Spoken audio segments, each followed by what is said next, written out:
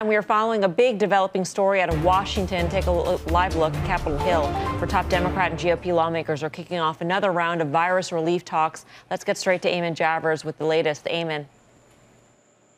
Yeah, Melissa, and speaking of live looks, we've got a live look here at the stakeout camera just outside the office where that meeting is taking place right now. We've seen officials going in and out of the office as they arrive for negotiations between the White House and administration and Democrats up on Capitol Hill. Earlier today, both the Speaker of the House, Nancy Pelosi, and the Senate Republican leader, the Senate Majority Leader, Mitch McConnell, were on CNBC, and they explained really the fundamental philosophical dilemma here, which is all about how much is the U.S. government going to spend? Here's what they said. Economists tell us, spend the money, invest the money for those who need it the most, because they will spend it. It will be a stimulus, or at least a stabilization and that's a good thing. The argument is over how much is appropriate at this particular juncture as we struggle to get the economy back on its feet and get the country in a place where it can sustain itself until we get a vaccine. Now, Melissa, lawmakers had talked about an idea of having a deal by Friday morning. It looks like there's not a whole lot of time to pull something that big together by that timeline. But one of the questions about this meeting on Capitol Hill that's going on now is, can they at least agree to that price tag? Can they come up with a figure? Republicans had been around $1 trillion. Democrats had been $3 trillion or higher. Can they agree on a compromise figure? Can they just simply call it $2 trillion and start negotiating about what's going to be in there? That might be something that's doable this hour, but we'll wait and see what they say when they come out of those closed doors. That Friday deadline is tomorrow Friday, right, Eamon? Not next Friday, not the following. Yeah, it's tomorrow Friday. Right. And then the Senate goes on a scheduled recess. Right. So the idea that they're going to have something by tomorrow is looking increasingly far-fetched, I think you can say.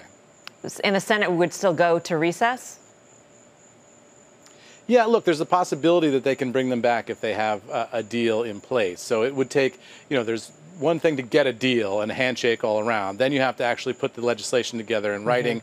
That can take a couple days, and then you have to call the members back and get them to actually vote. That can take a couple days. So even if they get it, say they were to have an incredibly successful meeting behind closed doors now, you're looking at, nearly a week before you can actually pass something that the president can sign. Right. Eamon, thank you. Eamon Javers. You bet. These senators have no concept of the word deadline, Guy Adami. It's amazing. No. We've known that Friday was coming for days now, for weeks now, for months, and yet here we are. But that's historically been the case, right? And say what you want about the president, but this has worked out perfectly for him and the administration. And I say that because, if this thing doesn't get through, he will say, look at the obstructionist Democrats. They don't want to give you, the American people, your money. Can you imagine that? Vote for me. And if it gets through, he'll say, look what I did for you, beautiful people. Your favorite president has gotten you your money. So it's a win-win, absolutely, for the administration for what it's worth. And I think at some point it's a win for the market as well, because both sides need this to get done. So they can, all the rhetoric they want, Mitch McConnell can play fiscal conservative, which is a joke.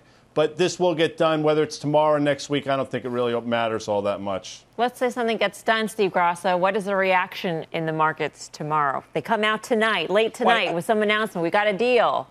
What happens tomorrow? Market rallies. Really? Market rallies. Still.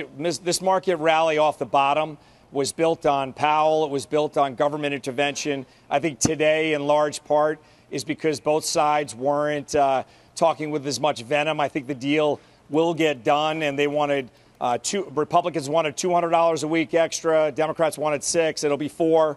So they will meet in the middle. It will get done ultimately. I don't think they're going to be hard pressed to stay in D.C. until this thing gets done. And if it doesn't get done, President Trump said he'll do it through executive action.